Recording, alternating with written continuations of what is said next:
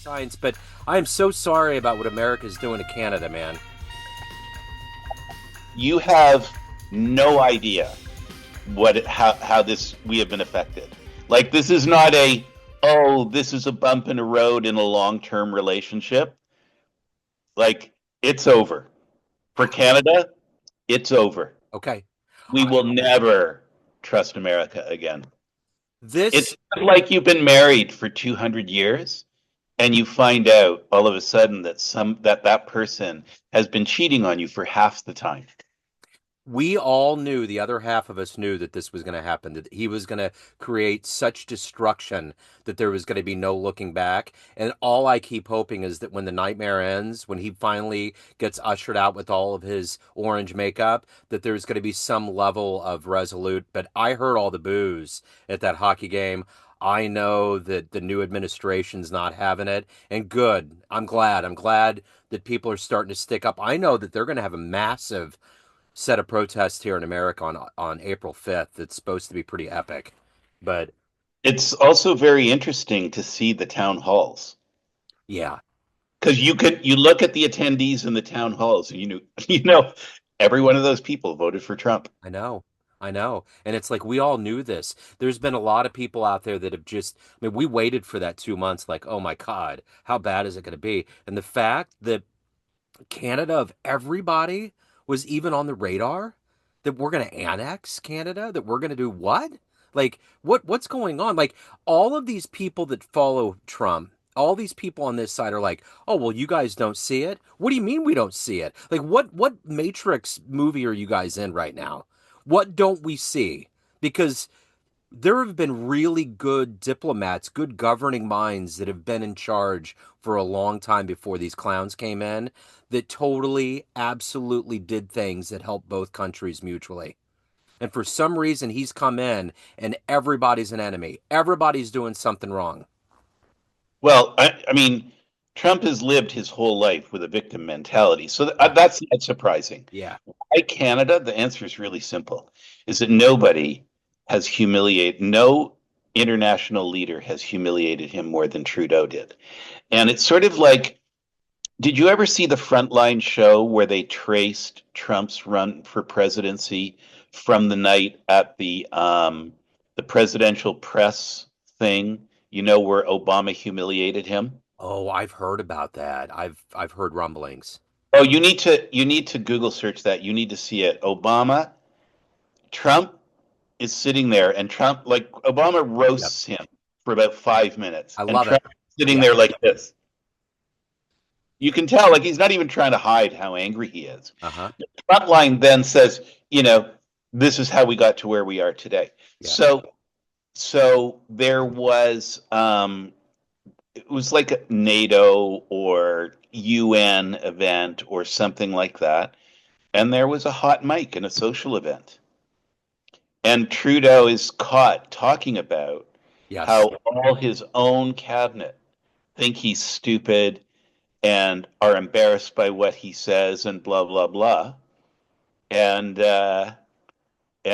so here we are. You're totally right. It's all about retribution. I remember that roast. He nailed him really good, and his face was red the whole time. And I know that Trudeau had a hot mic at one point, and everybody that's been on his radar, it's a retribution. But I just don't understand. I do understand. Basically, he's found the lowest common denominator to follow and buy all of this, all the lies, all of the nonsense. And that's it. And there's a lot of people in America. There is a movie Mike Judge made called Idiocracy that basically charts the demise of the American mindset, the fatigue, the celebration of dummery. And that's exactly what's going on right now. You got one half of us that are like absolutely aghast, and the other half's like, yeah, we're all going to be toxic males and go for it. And it's like, it's terrible. It's really terrible. It's really and the thing is like it's really you know all you're seeing on the news is the embarrassing stuff. Yeah.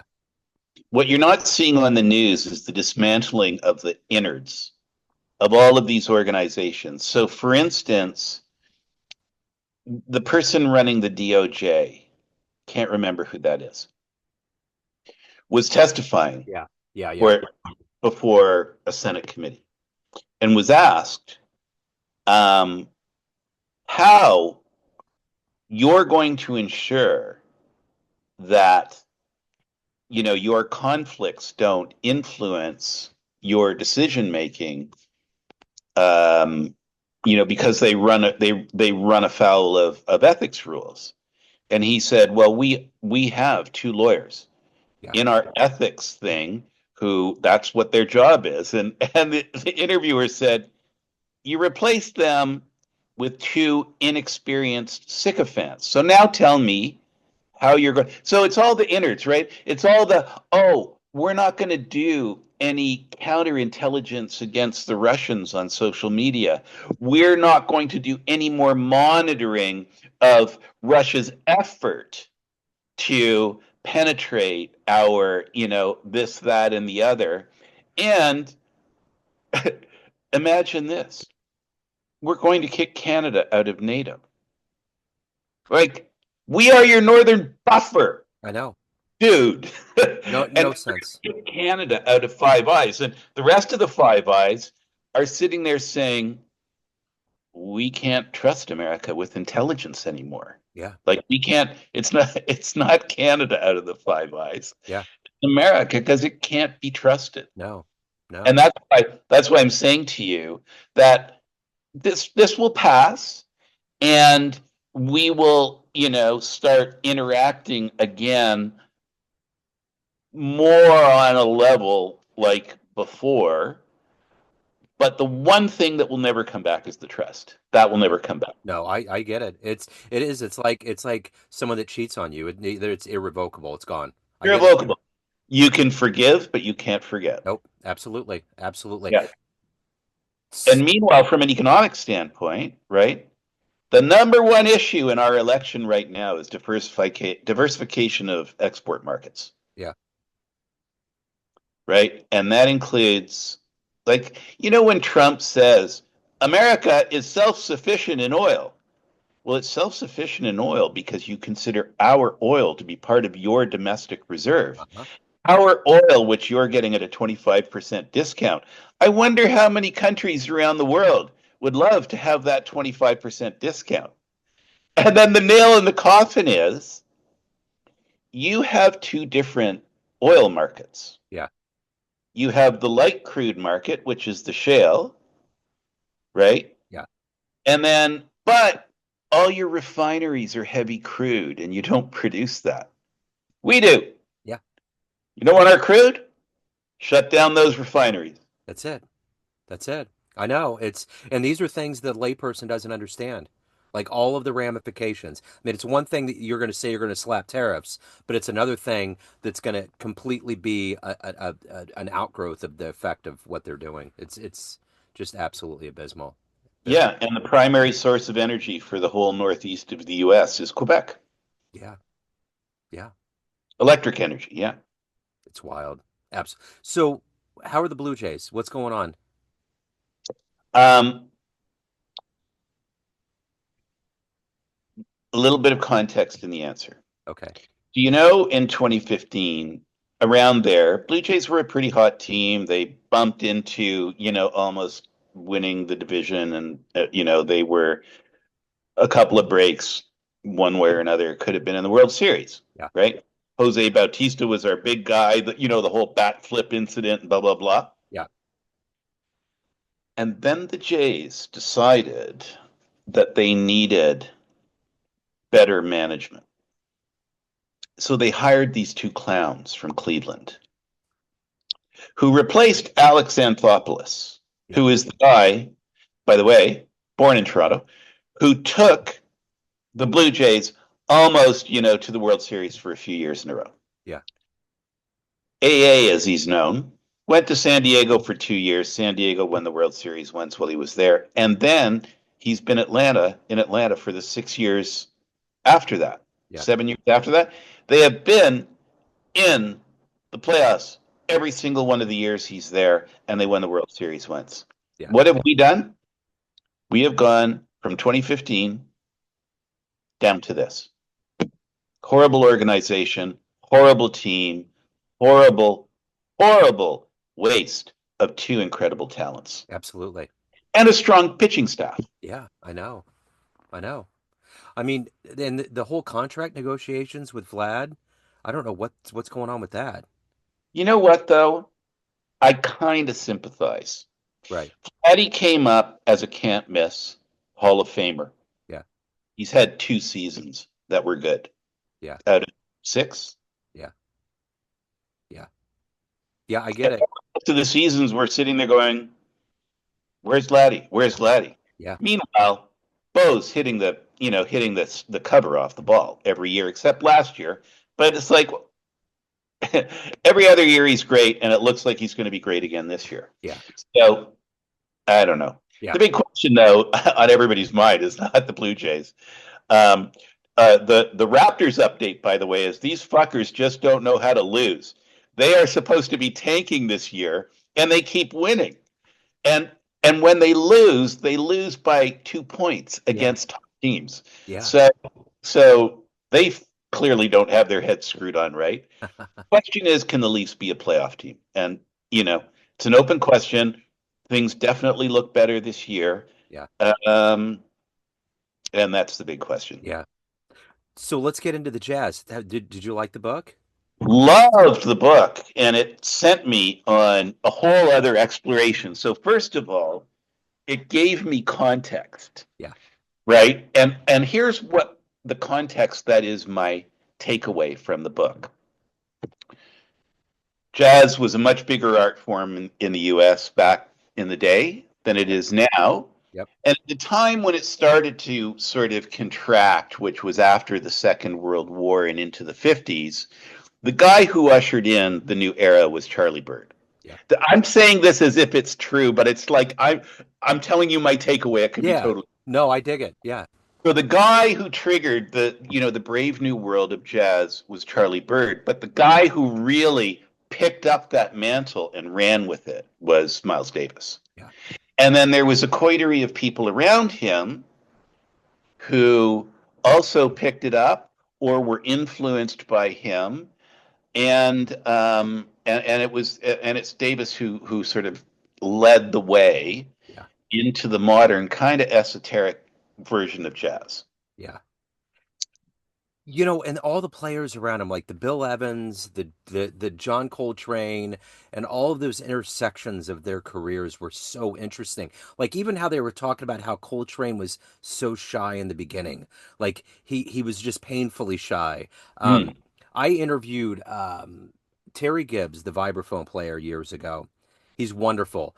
And he was talking about how him and how John and Alice fell in love, and he watched it, and she was painfully shy. It's like it's so interesting how forceful he is, how his music is hard bopping right there, but he was always just kind of an introvert and wanted to be on his own. It's his only window for expression, Right, exactly. opening Yeah, up inside.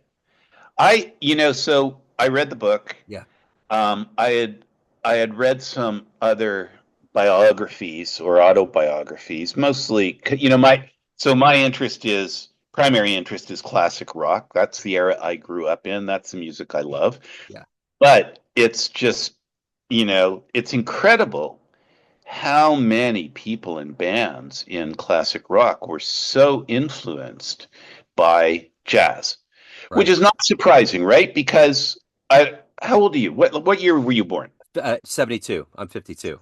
Okay, 72. So Yeah, your early indoctrination into music was 70s and 80s. yeah, It's probably, a large part of who you are today is that and its derivatives. yeah, uh-huh, yeah, Well, those people were influenced by the 60s yeah, and by the rock and roll of the 50s, yeah, right? Which is me. yeah, The people who influenced me had jazz and rock and roll, yeah, yeah, right? And blues, right? So rock and roll because it is a derivative of blues, sure. but they had that. So it's not surprising that all these people that I love who grew up with jazz as a big art form, Yeah, as well as blues and the rock and roll that Buddy Holly and obviously Elvis Presley Yeah, ushered in. So it's not surprising that they do.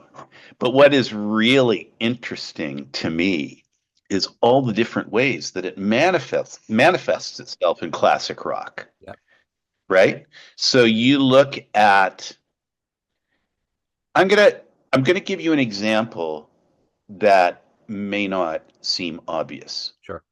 and that's Gordon Lightfoot. Okay. Great Canadian, right? Yeah, Gordon Lightfoot.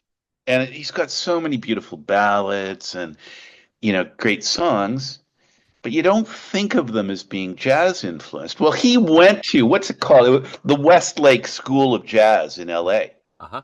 He was a star there. Yeah. That was a primary influence for him. That's wild. I didn't know that. Isn't that crazy? Yeah, it is. It, and it's even like with Steely Dan being in that ilk, they were totally jazz influenced. I mean, Oh I yeah, yeah. I You even can think, really hear it in them. yeah, you totally can. I even think about Rush, about Neil Peart.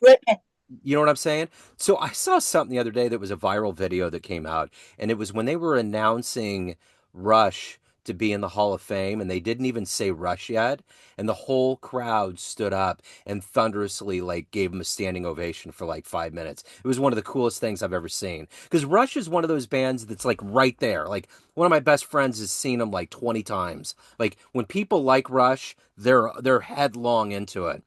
But the effect that they had, and even I mean, even though they're on the radar, they've always still been kind of indie, so to speak. Yes, yes.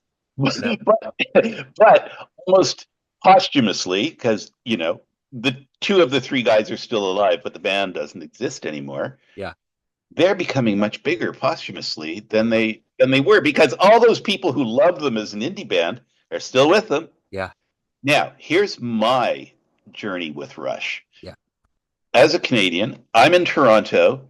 Those guys, were born around the corner from me, yeah, and I was never a Rush fan. yeah, And I realized only recently why I was never a Rush fan, and that's because um, I do find Geddy Lee's voice a challenge, yeah. right? And it's not that it's bad, it's not that it's wrong, it's just not my cup of tea. Sure. When I listen to the instrumental parts of Rush, it's like I'm listening to Yes or Genesis or King Crimson, like it's on par with any of those bands. Yeah, It is incredible prog rock. And when I was saying before about how it's so interesting the different ways that jazz shows its influence in classic rock, well, we've just mentioned Gordon Lightfoot, yep, who couldn't be any more different than Steely Dan, yep, couldn't be any more different than Rush. yep. There are three different manifestations of, and then there's Allman Brothers Band. Absolutely. Yeah, totally different. Yeah. And then you got guys like Jeff Beck Uh-huh. and John McLaughlin Uh-huh. were basically a Miles Davis with a guitar. Pretty much. That was their whole thing. So Geddy Lee is a huge baseball fan. Good friend of mine that's a journalist. He was my first editor when I was writing at the college. He was like he's always at baseball games. I think he's a White Sox fan or something like that, like something obscure, and he's always Right. there. I had no idea. He was just totally into it. So I interviewed Adam Wakeman. His dad was the keyboard player for Yes. I interviewed him recently, and it was, Oh my God. dude, it was Quake the Sun?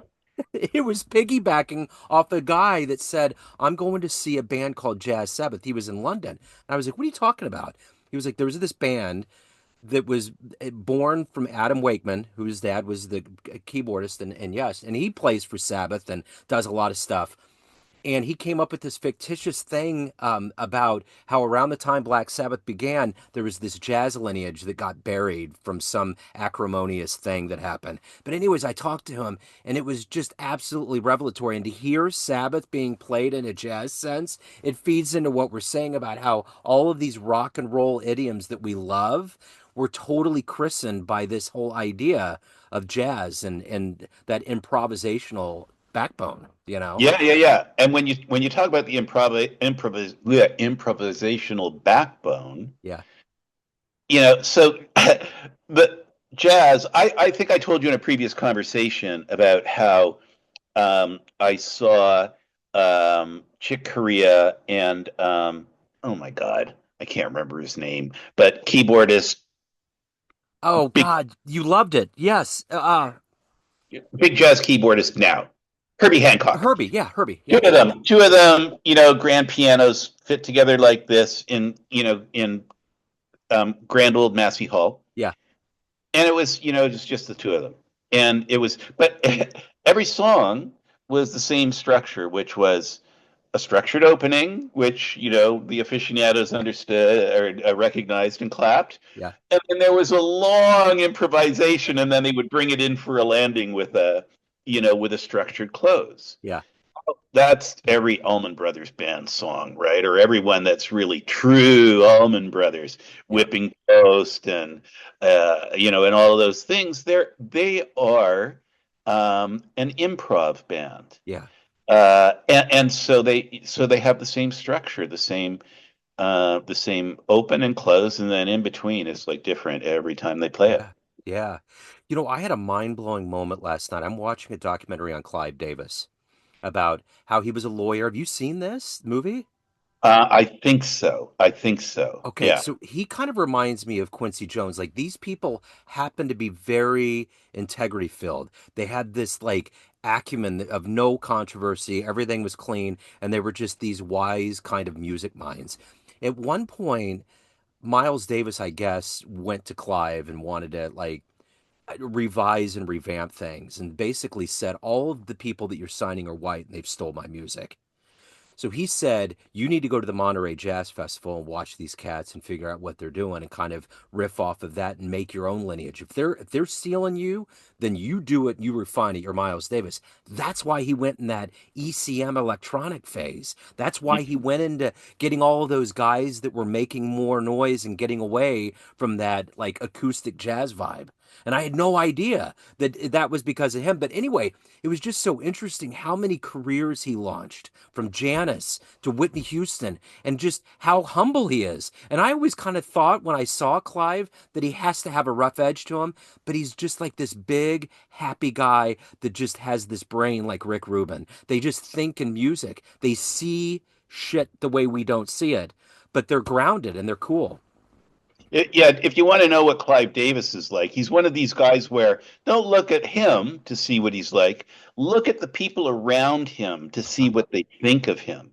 And Yeah. I think he was one of those guys who was, an artist's artist kind of thing. He adored the talent, and they adored him back because they were committed to their art, and they trusted that he was committed to their art as well.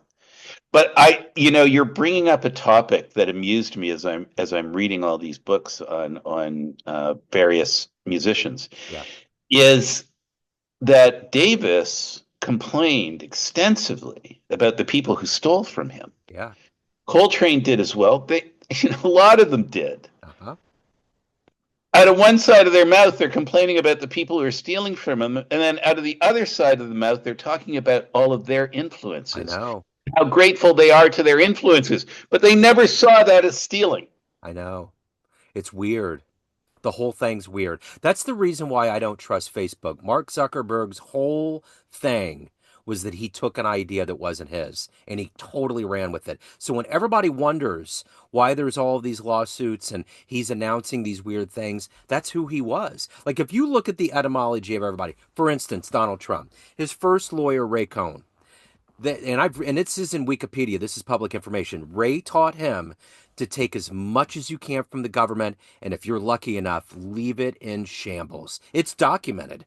And there's been documentaries on it. So when you look at the lineage of people, that's why when I ask people, how did you get here? What happened in the beginning? You can usually find out really quick. Whether they're getting over traumas from childhood or they just had entrepreneurs as parents, there's always this engine that gets cranked that you find out real early on. And it's just Mm. like with Clive and all these people. Like, I think he lost his parents and he was just kind of lost. And music became this inner voice to him when he thought he wanted to do law, but ultimately life had different plans. And it's just like with everybody. Like even Miles. Miles may not have been so indignant if he didn't get roughed up by white cops in front of Birdland.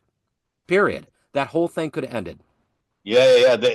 Another example of that is I can't remember if his name is Rick Hall or Rich Hall, but he's the guy who founded Fame Studios in Muscle Shoals in Yeah. Alabama, Yeah. right? And so he was not a musician himself, but he was a master producer slash engineer, and produced half of the hits that we know from late 50s and through the 60s. Uh, but if you watch, oh, there's a documentary called Muscle Shoals. It used to be on Netflix, Yeah. and now I think it's on YouTube. I think you can just watch it for free. Okay. I'll make a note. Oh my God, the tragedy in this guy's life. Yeah. Like they don't give you sort of his background up front. They intersperse it through. And the tragedies that he experiences in his life are mind-boggling. And I guess the only way he survived until I think he just died recently, an old man.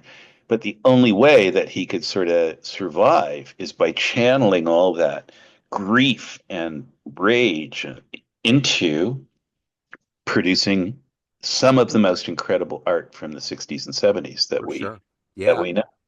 I kind of did a deep dive into the world of comedy. I saw Jerry Seinfeld in January. My wife got me tickets to see him, and Jim Gaffigan opened up for him, and it was a great show. So I just kind of started, and I've always loved comedians. Those are some tragic people. Those are people that need the laugh to cover up all of that. I heard Jim Carrey at one point in a interview that said, if you built a ladder from here to the moon and stacked all of the tragedies that I've endured and overcome in my life, there may not be enough room. And things like that, when you think about the breadth of his work, even now as a painter, what he's doing is amazing. It's like all of these incredible people throughout history have had to use artwork as channels to deal with the fact that they've had to go through all of these things. And it's Yeah, yeah, it's yeah. it's the backbone of humanity, man. Yeah, yeah, yeah. You, if you grow up in a happy household, you won't be a good artist. That's right. I'm hoping to make you jealous now. Yeah, I was a 19-year-old student at the University of Waterloo, yeah. and Jim Carrey and I are the same age, and I saw him perform in just the main open hall of the campus center when he was 19. He did his stand-up comedy routine with all of his impersonations and stuff like that, and it was at 19, it was mind-blowing. So he's had it this whole time. Whole time. I'm sure long before 19. Yeah, but I mean, I remember when he was on In Living Color and he would do these weird impersonations. Like, I will never forget one time he walked up, he was on a talk show like Letterman, and he walked up and he looked at someone and he said, "Can I have a sip of your water?" And he took the cup and he filled his mouth, or right before he did it, he said, "Bulldog." And he filled it up, his whole mouth was full, and he barked like a bulldog, and water went all over everybody, and people just lost their minds. And that's the kind of thing that he did. I mean, he was just I don't even, it's not even shock. It's not even like Howard Stern comedy. It's just, he was so unique. He hit all of these synapses in your brain and just melted you with funny, you know? Yeah, he was. You know what? He was in the Robin Williams improv. Carey was not improv like Robin Williams, or he was not completely improv like a lot of what Robin Williams. But if you listen to Robin Williams do stand up in the early days or appear on Johnny Carson or something like that, and he's riffing and he's got you in stitches. Well, if you actually pay close attention to what he's saying, one in every five jokes is funny. Yeah. But the thing is, when you hit a funny one, you start laughing, the tears start flowing, you don't hear the other jokes, and then the fifth one rolls around and it Oh, takes you right back up to tears and laughter again. yeah. That's what the improv people is. You have a lot of failure in there, but Yeah. he just has enough success built into it that he's brilliant. I think Jim Carrey is the same way. Yeah. But just to get back to so, as I was thinking about what our conversation was going Yeah. to be today, Yeah. um, there were some other similarities between really just all musical forms. And one of the similarities is collaboration, Yeah. but also how collaboration was spurred by proximity. Yeah. So, for instance, it may still be on Netflix. There's a fantastic documentary called Laurel Canyon, Yeah. which is one of the canyons that runs inland off the Pacific Coast Highway, just north of LA, I believe. And Frank Zappa moved into Laurel Canyon Yeah. and made it a mecca for all of the other rock stars of the 60s, Yeah. all of them. Yeah. And when you have David Crosby on one side of you and Mama Cass on the other side of you and Joni Mitchell just down the street and Jim Morrison around the corner Yep. and Eric Clapton visiting, Yep. and um, there's a lot of mix and match and influence that happens in there. Yeah. And as I read the book, was it called Three Shades of Blue? Yeah. Something. Yeah. Three Shades of Blue. Yeah, the things that came out, the two areas of proximity that came out of there for me was 52nd Street, all the clubs on 52nd Street. Absolutely. And how all the in New York and how all the jazz musicians played there, went to see each other, stole from each other, and that sort of thing. Also, apparently, in the book it said Bill Evans' place, like his house, Yeah. Right. was what was an epicenter. Yeah. I mentioned Laurel Canyon. Now, the interesting thing, and this really came out. So I read a biography of Gordon Lightfoot and Yeah. also of Robbie Robertson, who is also Canadian, Yeah. and who got his start playing in Ronnie Hawkins' band, primarily in Toronto. Yeah. And the clubs that they played in on Yonge Street were the jazz clubs. Yeah.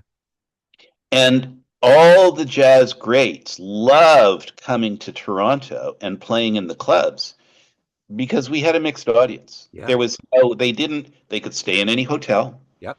They could walk down the street without being spit on. Yep. And the people who came to see them were people who loved them and jazz, irrespective of race, creed, or color. And but when you have all those jazz greats coming through town and playing in that, there's a few blocks in downtown Toronto there that those clubs exist. They don't exist anymore, and so all of that influence is Yeah. happening. Yeah.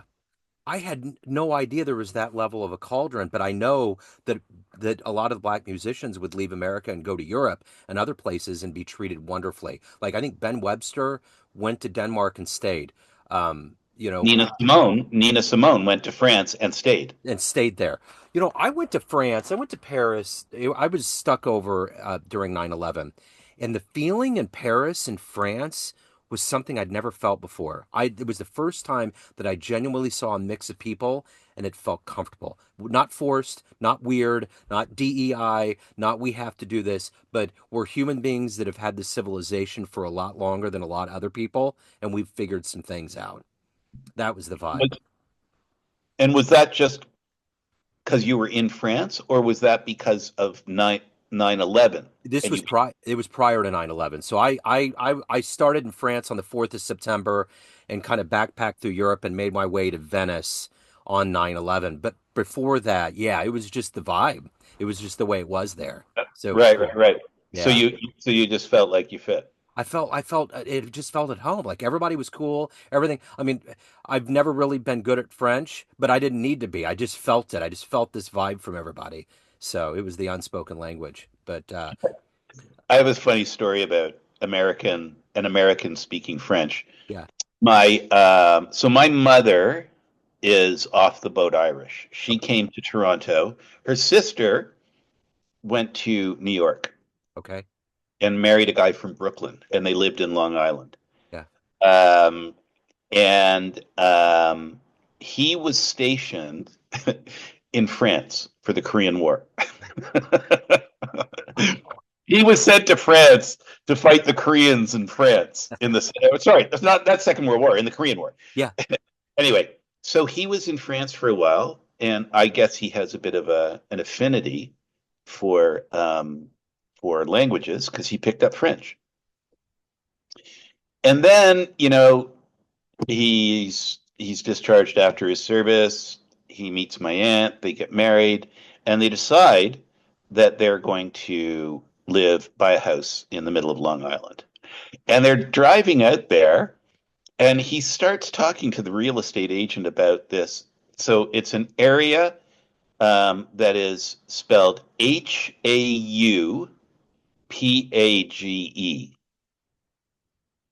which in French would be pronounced Opage. Yeah.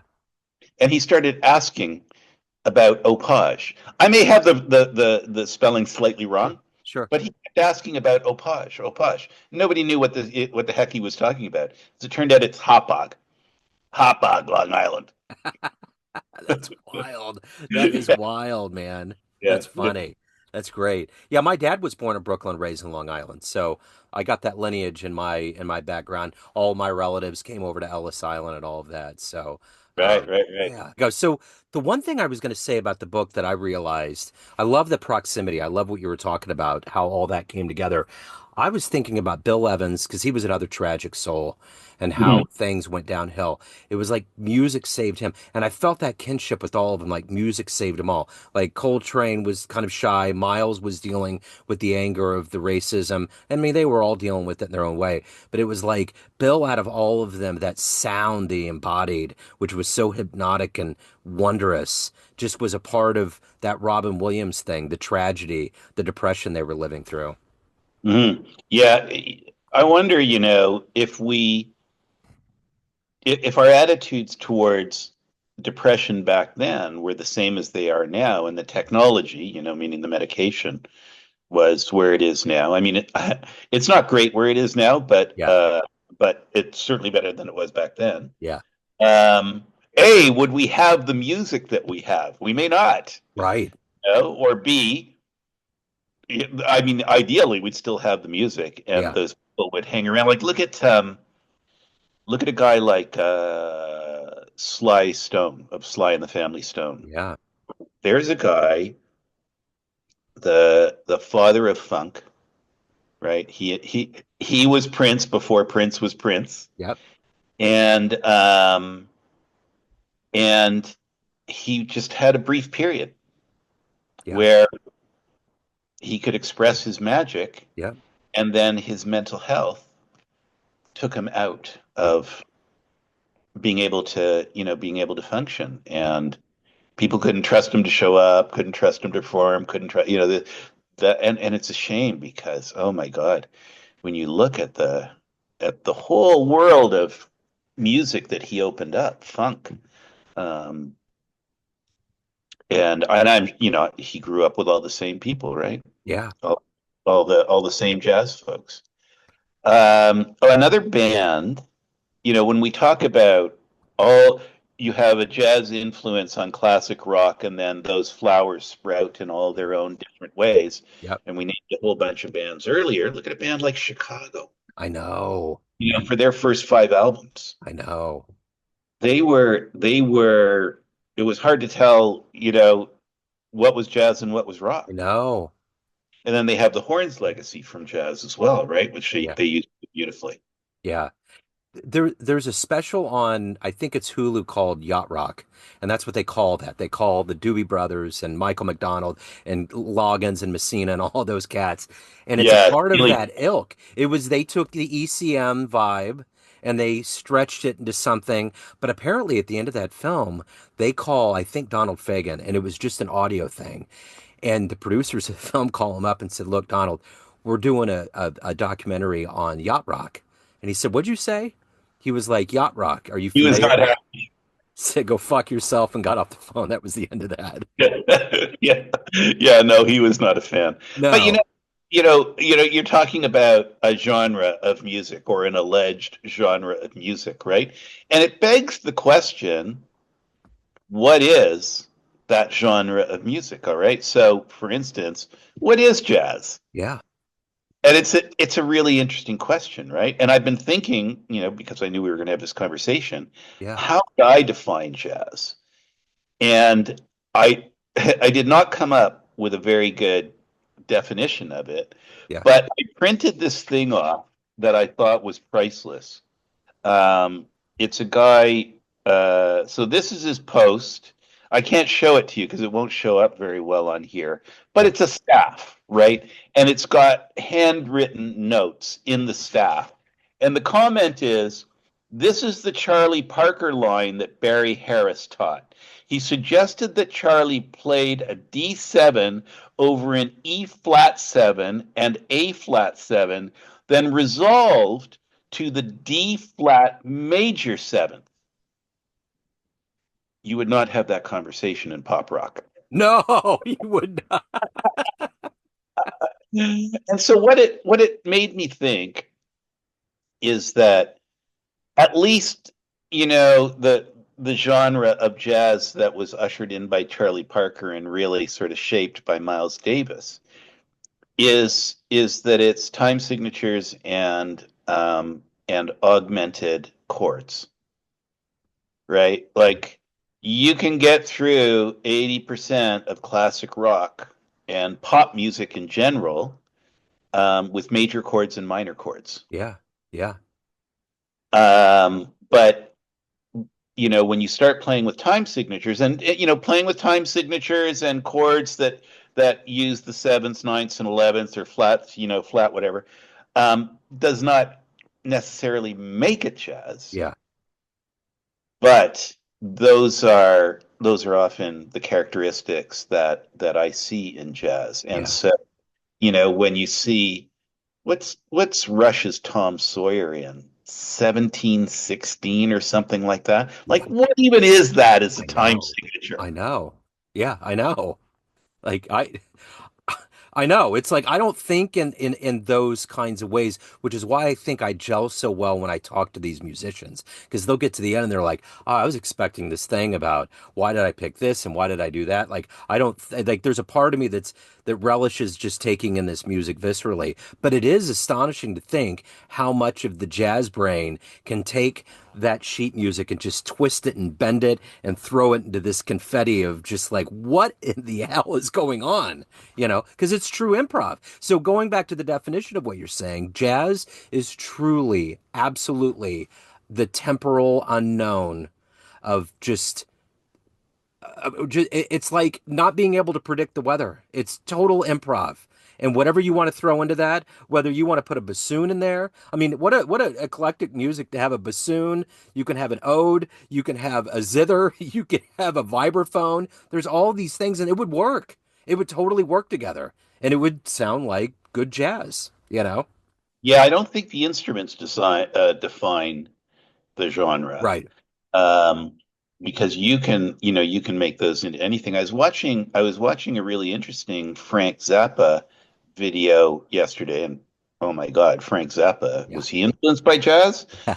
Um, but he had this woman who was a vibraphone player, and just how beautifully what she was doing Yeah. integrated into his really, acidic form of jazz. Yeah. So there's a special, you may have seen this on Netflix called Norm's Famous Guitars. Have you heard of No, it? no. Oh my God, dude. I mean, oh my God. Like, I'll watch it when we hang up. You got me ah, at the guitars. oh my God, dude, this guy is amazing. Absolutely amazing. So he has this little guitar shop in Southern California. Everyone goes there. Like Kiefer Sutherland was getting interviewed in the beginning. Like, yeah, people go to Norm's because it's great. He started the vintage guitar thing. He was just like had these rare guitars. And it's just turned into this enterprise. Slash was in there. Everybody you can think of. And so the backbone to all of this, like they had Steven Tyler in there and Joe Perry and all these guys, all of these albums that we're talking about, classic, otherwise that are iconic, all of these guitars came from this guy. And Norm is the coolest cat in the world. Just the nicest guy. He's run this. Everyone loves him. But the amount of people that you're going to see in this documentary that laud him and the guitars that you're going to see in here are going to blow your top. Like I'm coming from it from like all of that's awesome to me, but the human being that he was, the force that he is, and what he's done and the legacy that he's etched. Wow. In this cancel culture world of mine, I'm starting to like really navigate to these guys like Clive and Norm that are doing it and living this valorous existence. And Right, right. and everybody loves them. It's such a celebration and we don't do it enough. We're always waiting for that dipshit Kanye West to say something stupid or somebody else to fall down a flight of steps. But these guys, these are the ones. They're the blue collar heroes that just do it because their heart said, this is what I want to do." I I came late to jazz. Yeah, My interest in jazz started about 12 or 13 years ago. I started dating this woman who ran the Toronto International Global Jazz and Blues Festival. And so she was the one who introduced me to the world of jazz. I got a a pretty good introduction with Branford Marsalis and a few other uh, like watching. They were the gala performers yeah, the last year of the festival, and they had not been together for 3 months, yeah. and I think they just went on to stage cold, and it was jaw dropping. Wow. So that's when my interest started. Why am I saying, oh, we went to New York. Yeah, We went to a jazz club. Um, and there was this guy who played a baritone sax, right? So it's not the big sweet yeah, sax that does lots of yeah, range. You can get like you're getting into some esoteric stuff yeah. when you're going to see a band that's led by a baritone sax. Uh-huh. And as you were saying, it was all improv, and um, and it was just really remarkable. I know it's not everybody's thing, but when you're sitting there and the music engages your brain in a way where you're saying, "How is this guy doing this? How is he putting those notes together? How did he make that sound?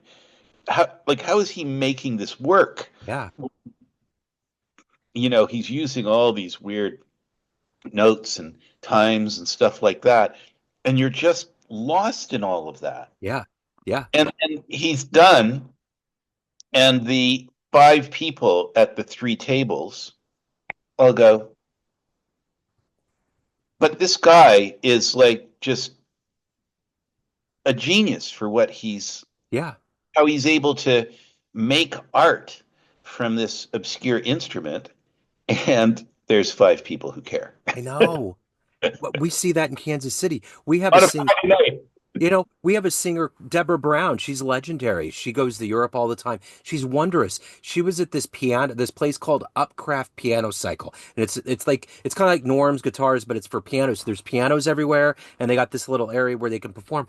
And at one point someone came up to me and they were like, "Can you believe that this place isn't full right now, just spilling with people?" And it's just like that. All these musicians, I see that. So in Kansas City, we have these free shows on Tuesday at the Blue Room or Thursday afternoon at noon. And then there's a college up here that has it. And it kind of fills the seats. And a lot of people are probably 50 and above, probably more like 70 and above. But it's like this amazing music that's coming out and it's free. There's no excuse. There's just driving there and it's just not full. It's not to the brim, and it's like, what's going on? But I mean, we know what's going on. But it's like you said, like those people that you went in there. But I got to tell you, there's a baritone player in town. His name's Brett Jackson. There's a few of them. I love that instrument. It's just has there's this tuba power to it that's amazing. Yeah, yeah, yeah. It's and it just like the weird sounds it makes, and the fact Yes. that you can make those weird sounds into art Yeah. Yeah. is it's just so interesting. I'm going to see an Allman Brothers tribute band on Friday. Okay. The have you ever heard of the club, the El Macombo in Oh yeah. Toronto? Uh-huh. Yeah. Okay, you probably know it because that's where the Stones had to play their free concert for the blind when Keith Richards got caught coming into Canada with heroin. That's right. That's Yeah, right. That's trivia right there. Yeah. yeah, so it's known as the Elmo Okay. logo, the El Macombo. Yeah. but it got renovated, and it's become a great, and it's right downtown. It's great location, um, and it's just really just a big open, beautiful open space, Yeah, about 300 people, and these guys. They just cook. that's They awesome. really cook. But it's that same thing, you know. So I have two friends that I go with, and we're gonna go, and we're gonna close our eyes at the start. It's gonna be like it's going to be sort of like a Grateful Dead concert. Yeah. I think there's a lot of. By the way, I'm in process of reading the biography of the Grateful Dead, and what a shock! They all grew up on jazz. Yeah, exactly. Yeah, and they were in that Clive show. I saw the Grateful Dead in '95. I went up to Seattle to see some friends of the family, and I'm looking through the weekly independent magazine. And they're like, "What do you want to do?" And I didn't know. It was grunge at the time. I was just gonna kind of wing it. And then I saw the Dead were there, and I was like, "I want to see the Grateful Dead." So the guy I was with, we go and have a couple martinis before we go in, and we're all sloshed up, ready to go. And he's just an adventurous soul. And he's like, he's in his 50s at that time. He just drags me, and we get right up to the front. I could have thrown a quarter off Garcia's belly. But the whole thing where everybody was dancing and giving each other fruit, all the horses with the cops, it was like the visceral experience of seeing that was like, oh my God, holy shit, we'll never see that again. Yeah, my brother saw the Dead before Garcia died, and Yeah. it was a very moving experience for him as well. I unfortunately didn't get that chance, but I did see the very first Dead concert after Garcia died. Okay. I bet you did. Um, I have a buddy in San Francisco, and he's a member of the Bohemian Club, Yeah.